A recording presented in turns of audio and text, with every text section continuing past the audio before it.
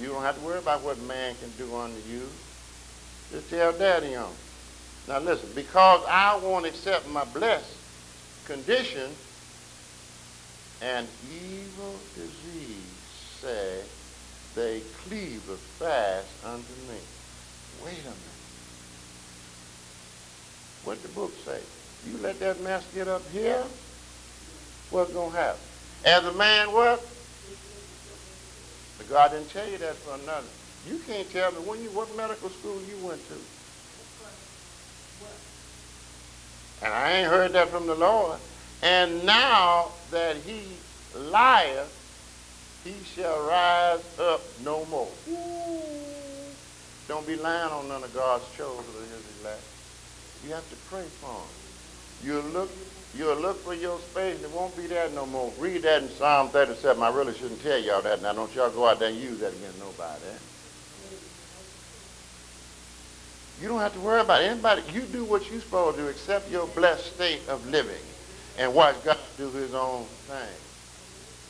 I know some of us, but they be my friends. And I kind of, hey, whoa, I ain't telling you somewhere there's no friend, but you can't live by what they say.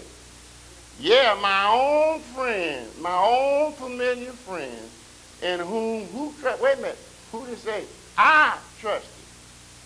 This is about Jesus, how they kind of messed him around at the Last Supper. We normally would do that today, but we'll do it again. I had something in the spirit I want to talk to you. Which did eat of my bread, has lifted up his heel against me. That's talking about Judas and his betrayal. So you really cannot put a whole lot of confidence in man. But even if they do, you do what is right. You know you're blessed of God, forgive them, and keep on stepping. Because God will take care of that. But see, read them.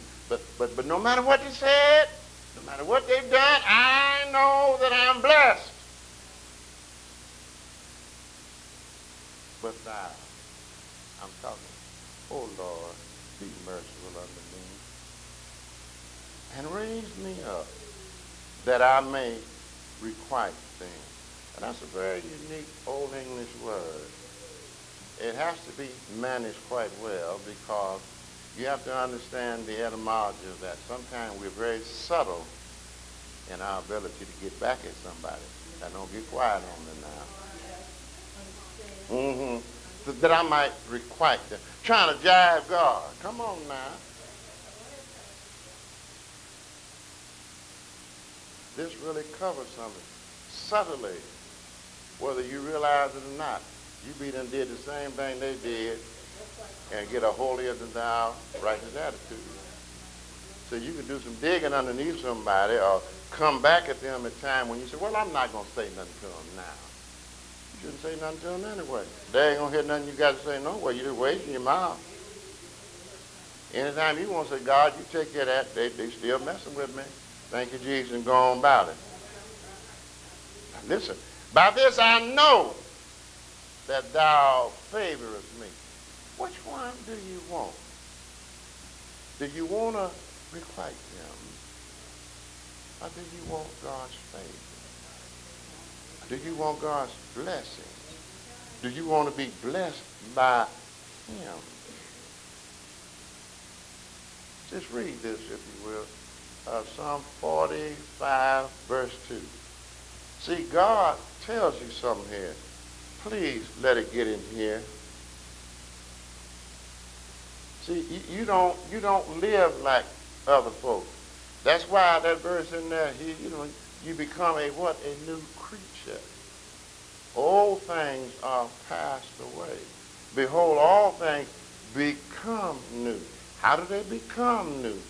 I'm accountable to God. I'm going to do everything in a credible manner. I'm going to grow in his favor. Because that's what he wants. Now, what else does it say that? 45 and 2. Psalm 45 and 2. Anybody got it? What does it say?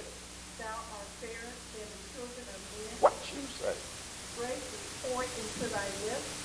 Therefore God has blessed thee forever. Oh, you going to throw that away to get back at somebody? Not at all. Not at all. Wait a minute now. He said, I'm going to requite them. No. If God has poured grace in your lips, what you supposed to do? You ain't supposed to say anything but what he tells you. And he said if you do that, you are what? Blessed forever. You're going to make it through this earth age on up to the third one. You're going to be with me kicking it with joy unspeakable and full of glory. I'm about through for the day now. Come on now. Y'all going with me? By this I know that thou favorest me. Why? Because my enemy doeth not triumph over me. What the book say over New? You are more than what? See how it comes out of it? It means what it says. You got if nobody can triumph on over you and you're more than a conqueror, who can mess with you? Then you got another one can kick in that third time. If I'm for you, and over there in 1 John, if I'm for you, what does it say? More than the whole world against you. That's a blessing from God. You are a blessed person. I chose you. You didn't choose me. Anybody read any book? Now listen now. Now listen. Ask for me. This is so good. Thou upholdest me. How does he uphold us? In my craziness? In my integrity, meaning I'm credible with God. If I'm credible with God, he said, if your ways please the Lord, he'll even make your enemies at peace with you. And a man who findeth a wife findeth a good thing. And not only that, he will have favor with man and God. Anybody read any Bible? And settest me before thy face forever. Lord, two witnesses make it so. That's the blessing, or to understand that I'm blessed.